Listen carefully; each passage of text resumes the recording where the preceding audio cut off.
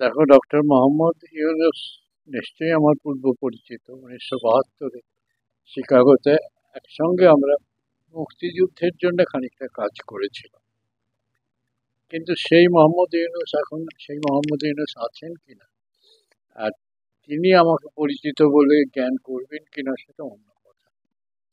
কিন্তু আমি যতটা তাকে জানি, তিনি ঠান্ডা মাথার লোক, ভদ্র, সজ্জন। শিয়া বাটার ও ভিটামিন ই সমৃদ্ধ lily glam beauty soap. Lily, always beautiful.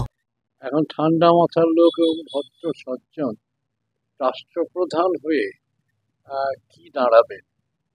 সৈন্যবাহিনী তাকে কতটা সাহায্য করবে? পুলিশ বাহিনীর তো মনোবল ভেঙে গেছে বলে আমার মনে হয়, কারণ এত পুলিশ মারা গেছে, পুলিশকে মারা হয়েছে, দেখলাম মৃতদেহ ঝুলিয়ে দেওয়া হয়েছে পুলিশ। এই মনোবল ভেঙে গেছে। এখন দলগুলোকে তিনি কতটা নিয়ন্ত্রণ করতে পারবেন বা দলগুলো তাকে কতটা নিয়ন্ত্রণ করবে, তার উপর নির্ভর করছে তার সাফল্য।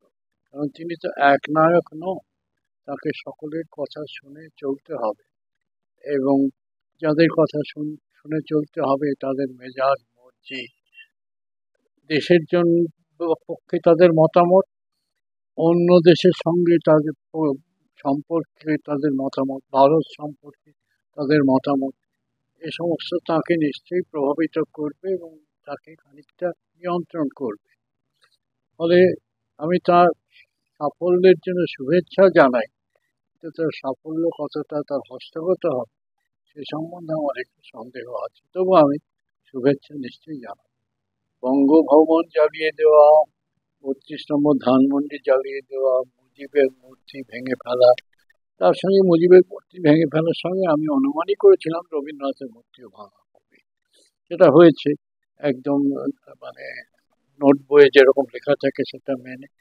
আমার ভয় হচ্ছিল যে এরপরে হয়তো সোনার বাংলা গানটাও বদলাবার দাবি উঠবে, বা রবীন্দ্রসঙ্গীত চলবে না, রবীন্দ্রনাথ পাঠ্য করা চলবে না, এসব দাবি উঠবে। আইয়ুব খানের সময় যেরকম হয়েছিল। আমি জানি না বাংলাদেশের ছাত্র সমাজ এবং মানে যারা মাথা ঠান্ডা লোক তারা এতদূর পর্যন্ত যাবেন কিনা। মুজিবের মূর্তি ভেঙে মুজিবের কাজকে নষ্ট করা যাবে না, রবীন্দ্রনাথকে ভেঙে তো হাস্যকর কথা, রবীন্দ্রনাথ আর থাকবেন না পৃথিবীতে, তাকে মুছে দেওয়া যাবে, এইগুলোর আগের মাথায় হয় ছেলে মানুষই বলে আমার মনে হয়।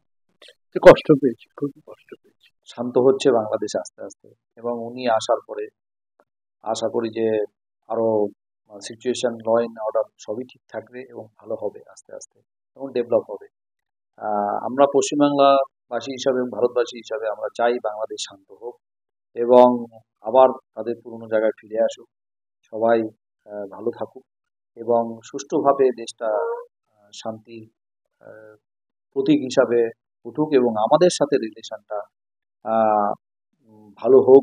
এবং বিশেষ করে পশ্চিমবাংলার সাথে একটা বাংলাদেশের সম্পর্ক রয়েছে, আমরা চাই যে উনি আসার পর আমাদের সাথে একটা রিলেশন ভালো হবে এবং আমাদের যে পুরনো রিলেশনটা রয়েছে সেটাকে আমরা কন্টিনিউ করবো, এটাই আমরা চাই। এবং বাংলাদেশ আবার সোনার বাংলা ফিরে আসছে এবং ফিরবে, এটাই আমাদের কাম্য, আমাদের পশ্চিমবাংলাবাসী হিসাবে।